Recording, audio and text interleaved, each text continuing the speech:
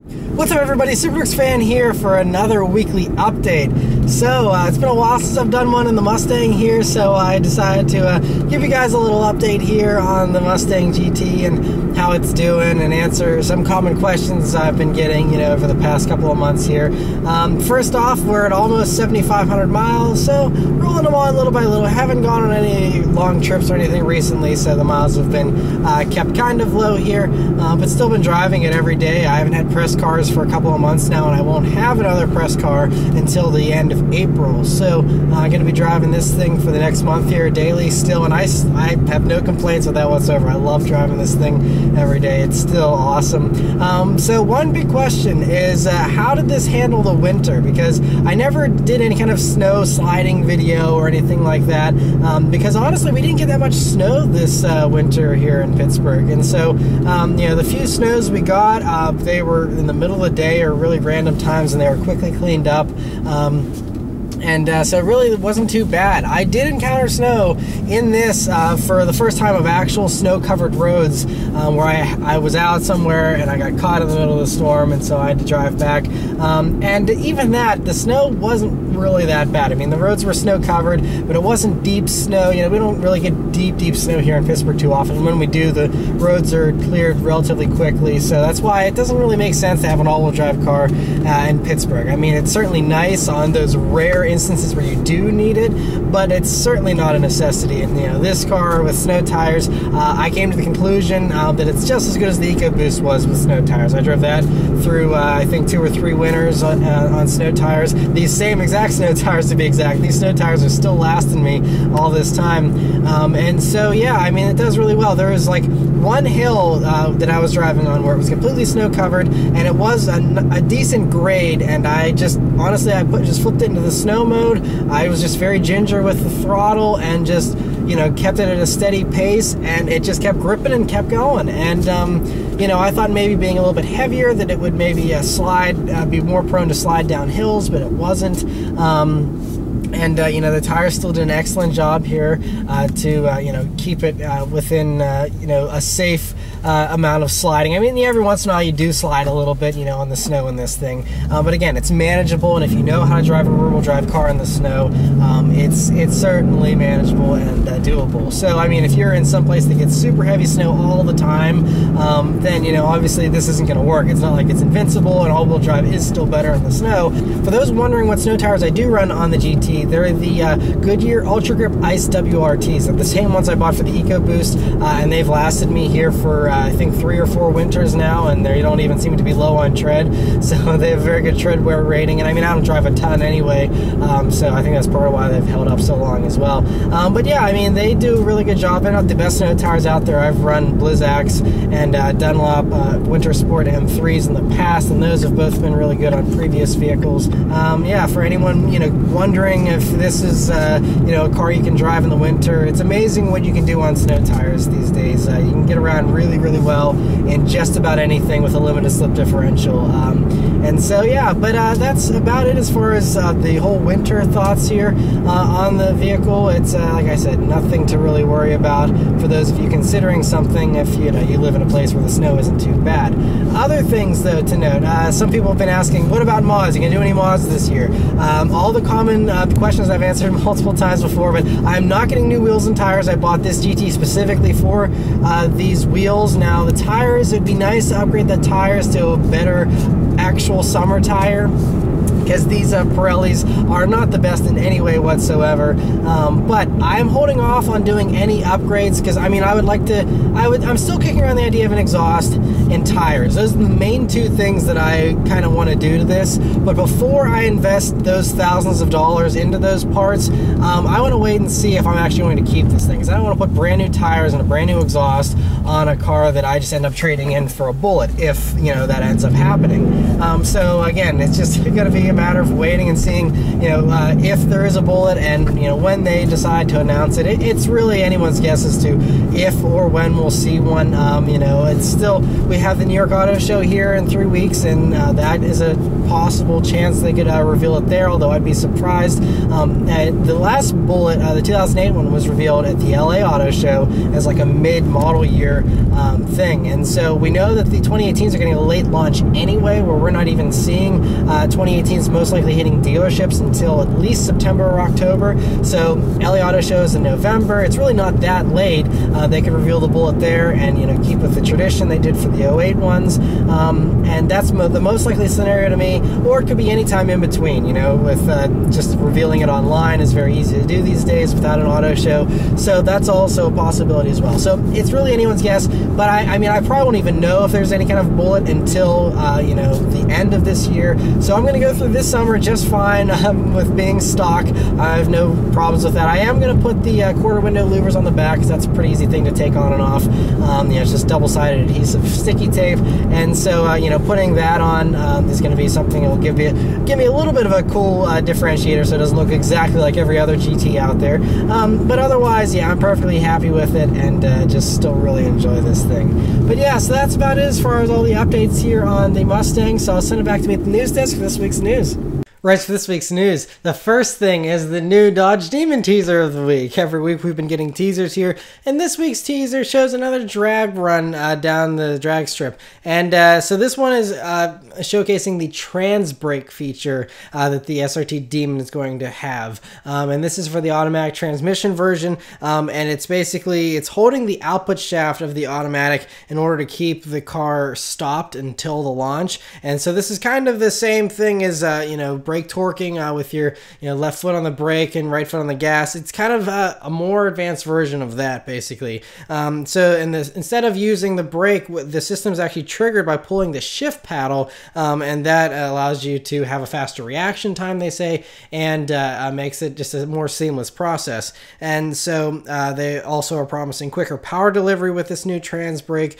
It has a higher engine launch torque potential, so they're saying you can launch now up to 2350 RPM, and so that's higher, I guess, than a normal brake torquing launch. 105% increase in launch boost pressures, and 120% increase in the launch torque, and you get a 30% better reaction time is what they say with the paddle versus the foot. And so it's gonna, just basically preload everything up so you can get the best possible launch. There's all these things between this and what we saw last week with an anti-lag type system for the supercharger and the super wide tires. They're doing every possible trick they can to get this thing down the drag strip as fast as humanly possible.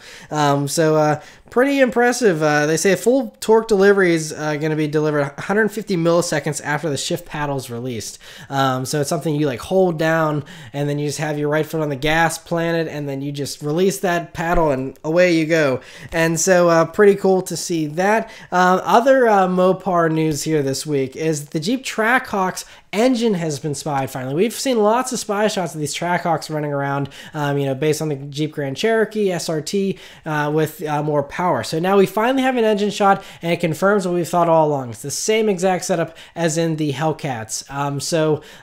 This is going to be called the Trackhawk most likely. It should probably have the same 707 horsepower, but you never really know. It might be a little more, a little less, but pretty impressive that they're able to stuff that motor under the hood there and get it to work with the all-wheel drive system. So we don't really know when this thing's going to be showing up. They promised us this vehicle before the end of 2017. We know that the Demon is going to be the big reveal for Dodge at the New York Auto Show, and so this could wait until the LA Auto Show in November. But then again, I mean, it's really ready to go, it seems. So I maybe they'll also debut it in New York. We'll just have to wait and see. But cool to see that. Another vehicle that we just got one sketch of is the new McLaren F1 successor. And we know that they're developing a new Hyper GT, kind of is what they're calling it. It's going to be a 3-seater just like the original McLaren F1, and should be very, impressive. And so they're only building 106 of them, much like the McLaren F1s. And so that's all we really see about this, is just this sketch. And we have a vague idea of what it's going to look like. We don't know when they are actually going to be revealing these but I don't think they're going to be going on sale for a while, and they're already sold out anyway, so the people that already ordered them probably already saw what it looks like, but for us mere peasants here, we got one sketch. Another supercar that was spy testing was the new Ferrari Dino, and if you look at the spy shots, it looks just like a shrunken down Ferrari 458. It's just, you can see that it's a lot shorter, a little stubbier there, and this is just a rough mule. It's not going to look like this at all. This is just a body to fit over this chassis that they're developing. An interesting thing is they said it didn't sound like a Ferrari V8 whenever it was spied running around. They said it sounded like the Alfa Giulia Quadrifoglio engine, so we know that's a Ferrari derived engine anyway. You know, the V6 twin turbo, 505 horsepower in the Alfa, and we could be seeing around that same output here, and this would be kind of a smaller supercar to rival the McLaren 570S and things like that. So cool to see that spied. Mercedes-AMG was already spy testing the GT 4-door that we just saw spy shots of, or we just saw the concept, 2 weeks ago at the Geneva Motor Show. Now we're seeing spy shots already. Looks very much like the concept car here, and you know, I'm sure it's going to have some tweaks to it to make it more production friendly, but very cool to see that out spied running around. Subaru was also spied testing their new 7-seater SUV that is rumored to be called the Ascent, and it does not look nearly as exciting as the concept. In typical Subaru fashion, the Visiv 7 looked very, very striking. This looks like a larger Outback that's just been blanded down to look similar to a Ford Explorer and Toyota Highlander and stuff like that. And honestly, it just looks like a massive blob. Hopefully, once the camo's taken away, it looks a little bit better. But we know this thing's going to be big. Actually, roughly a tiny bit bigger than a Chevy Tahoe big. So, yeah, and that looks almost ready to go, too. So we could be seeing that as soon as the New York Auto Show here in 3 weeks as well. Porsche just announced a new performance kit here for all 2018 Porsche 911 S's, the S models. So it's an optional performance kit that gives you 30 extra horsepower. Guess how much it's going to cost, though? $12,350 here in the States for 30 more horsepower. Why not just do a tune? But this is more than a tune with this kit. This performance kit that you can get includes larger turbos. It gives you the Sport Chrono package with dynamic engine mounts, an upgraded brake cooling system, and the Sport exhaust. So it's a bunch of other options as well. So whenever you get rid of all of those things and focus on just those larger turbos and the additional power output, it's probably a lot less, but still a very expensive package. This can be retrofitted onto existing Mark II 991 911s as well for those that want the upgrade, like if Nick Murray wanted it, for example, on his new 911. Yeah, it's, for 30 more horsepower, and Nick even said the S models are already scary fast on their own. So I don't know if 30 horsepower is going to make much of a big difference or be needed, but interesting to see that. It's going to be available for all Carrera S, Carrera 4S, and Targa 4S models. We got some interesting news from Tesla this past week. The first is that the Model S60 has been discontinued. Now, the 60 model was designed to be an entry-level, cheap model with the smallest battery pack possible, and they went for $68,000. They got rid of that model, so now the new base model is the 75, which is goes from $68,000, and now those ones are $74,500. So it increases the entry-level price here for a Model S, but according to Tesla, everyone was going for the 75 for the most part anyway, and the 60s had the 75 battery just without all the potential unlocked, and a lot of people unlocked that potential anyway. So they're basically saying that most people don't have a problem paying for the 75 model, so they're just getting rid of the 60. And now, we know the Model 3 is on the horizon very soon, and so that will kind of fill in the cheaper models anyway, so I don't think it's that big of a deal. So interesting to hear that. But speaking of the Model 3, Tesla, in a conference call this week with their investors, or last week, Elon Musk actually dropped this bombshell that they're skipping the beta phase of the Model 3's development cycle completely. So, originally it was thought, okay, like every other car company, they're going to design the vehicles and they're going to run out and test them with camouflage on and put them in snowy climates and Death Valley and test it in all kinds of different weather. Tesla says that their computer, they have very advanced computer scrutiny for these systems to kind of figure out all the flaws ahead of time and work through all the glitches digitally instead of actually going out in the real world and driving these things in different temperatures. I mean, they do have freeze chambers and things like that within development areas, but it's still, whenever you're out in the real world, I feel like that's really a necessary step. But Tesla's being brave. They're skipping that step. I think it's because they're nervous about being late with deliveries for the Model 3, and everyone's chomping at the bit, and they don't want people to get cold feet, so they're just rushing these things to market. So fingers crossed it goes okay, because if this backfires, it's going to be bad. But anyway, they say that they're actually already starting to build the early release Model 3s is what they're calling them. There's going to be early release models. And so they'll be, they should start rolling off the line here this week. Deliveries are scheduled to begin in the 4th quarter of this year. So they're going to build up a bunch of them, I guess, and then just unload a bunch all at once. And they say they also save money by skipping this beta step. They don't have to build a bunch of prototype cars and stuff like that. So we'll just have to wait and see. A car that has not been beta tested. Very, very interesting. There were some interesting patents filed this past week. For the first is Mazda filed 2 new patents, and the first one here is showing a rotary engine that's set up for a range extended EV, essentially. So think of something similar to the BMW i3, where you have a little engine on board to act as an electricity generator that stores the power into battery packs. That's what this is kind of describing here. There would be an electric motor in the front to drive the front wheels, and at the back of the vehicle is a small little rotary engine that powers a generator, and in the middle of it all is the battery to store all that. So they say that, you know, some of the benefits here are pretty obvious of rotary engines. Rotary engines are tiny. Even the RX-8 has a 1.3 liter rotary engine that does 200 and some odd horsepower. So they're very, very small and still very powerful, and they're also very smooth and quiet. So that allows them to kind of bury it and hide it much better than you would with something like the i3, which has, you know, a traditional inline engine. So this could actually be a really cool way for the rotary to make a lot of sense. And they also, in the second patent, showed a start-stop system for this rotary engine so that this thing can be super efficient, and they actually will have it so it'll stop the engine, of course, like any other start-stop system whenever it's not needed.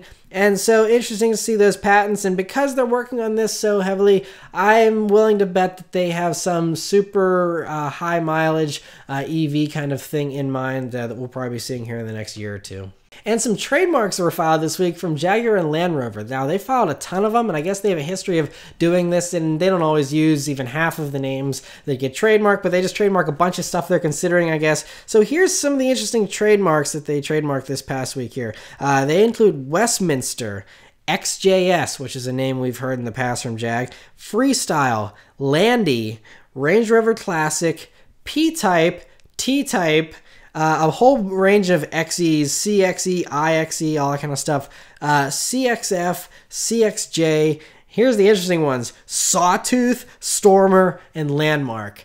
So, you know, could those, I mean, who knows what, I mean, obviously Sawtooth, Stormer, Landmark, the Westminster are all probably Land Rover models, but some of those sound really aggressive and awesome, so hopefully those get put on some really sweet production vehicles. P-Type, T-Type could be like smaller or larger F-Types maybe, or, you know, kind of fill out the sports car range, or it could be something else. We'll have to, you know, obviously wait and see. But very interesting to hear those names that were, you know, filed there. Some other interesting news, according to MagX, which is a Japanese enthusiast magazine, they're saying that they're hearing that the Lexus GS is going to be killed off completely and not replaced. Which is kind of a big shock. The main reason being, now the reason why they say they're considering killing off the GS within Lexus is that they say that the LS is going to be available with the V6 engine as well, and so they don't think there's any room for the GS. But not everyone wants a vehicle as long as the LS. I saw it in Detroit. It's a very big car, so it's like if they get rid of the GS, all you have is the super big LS, or you have the small little IS, and then the ES, I suppose, as well. But it's just, I think the GS still kind of, there needs to be a place for it. And also the GSF is a spectacularly driving car. I reviewed one last year. Tons of fun. It's amazing. Jeremy Clarkson loved it on the Grand Tour as well. And so seeing that killed off would be a real shame. And so we'll just have to wait and see. We've been hearing, though, I heard reports that a faster GSF was going to be available, you know, in the coming years, that would possibly use the same engine as the new Supra, maybe some more power, twin-turbo V6, or even a twin-turbo V8 possibly. So the rumors can go both ways, so don't get too concerned about that just yet, but interesting to hear that that may be killed. Also, we saw the new Buick Regal TourX this week spied for the first time. Now, we've already seen the Opel Insignia wagon, which is what this is going to be based on, but as you can see, it has a different grille here for the Buick model, as well as some thicker body cladding around the wheel wells there, which is going to give it that crossover look that everyone here in America is crazy about for whatever reason. And so, not sure when we'll be seeing that, but most likely at the New York Auto Show here, considering it will be a 2018 model, and it seems relatively close to being ready to go. So interesting to see that spied. Some interesting news came out from Volkswagen this past week, and that is that they announced that they're going to be bringing the T-Roc to the United States here in 2019. Now, this was announced, I think, actually back in an interview last week, I think at the Geneva Motor Show. But anyway, this T-Roc, I don't know if it's actually going to be called that when it comes to the States, but it's going to be showing up here in 2019. Europeans are getting it this August. And it comes with a bunch of small little four-cylinder engines and an optional all-wheel drive system. Looks very cool, and apparently Volkswagen dealers here in the States were clamoring for this thing and begging for it. And so that's why they finally said, okay, we'll bring it. And so that's going to be coming for here in 2019, be a cool small little crossover to compete with the Volkswagen or the Subaru Crosstrek and things like that, although there is already the Volkswagen Cross Tour, I believe, their little you know, Volkswagen Golf type thing. But so this should be a cool dedicated crossover for Volkswagen and fill a good niche for them. And the last story this week is Toyota has revealed a facelifted Toyota Sienna, and it's a mild facelift on an already very old minivan. This is the same van as before, just with different front end, slightly tweaked interior, but it's really surprising. Everyone thought they'd probably come out with an all new model, considering Honda just came out with the all new Odyssey. The Chrysler Pacifica has been doing very well, and you know, this is definitely the oldest one of the bunch now, and seems like there's no relief in sight for the Toyota Sienna. This thing still doesn't have Apple CarPlay and Android Auto, which both of the competitors have, and overall, just everything about it's very outdated. It has a big old V6 in it that's not great on gas and things like that, and it's just the old dated architecture. So it's really kind of surprising that Toyota is relaxing so much on this. Apparently sales are still strong, but that won't last long once the new Odyssey hits dealers, I don't think. So it'd be interesting to see how that goes for Toyota, but hopefully they have a new Sienna in the works soon. But yeah, so that's it for all the news this week, guys. I'll send it back to me in the car. Alrighty, so I'll leave you guys with a nice little acceleration here, like I always do. Snow tires, here we go.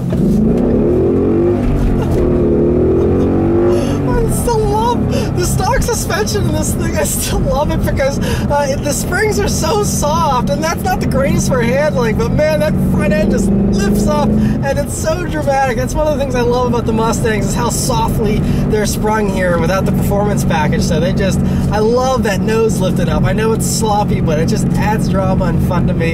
And yeah, really an awesome thing still. I still love every time I go full throttle in this car. So anyway, thank you guys very much for watching, and I'll see you next week. Oh, there's an F-Type. Take care.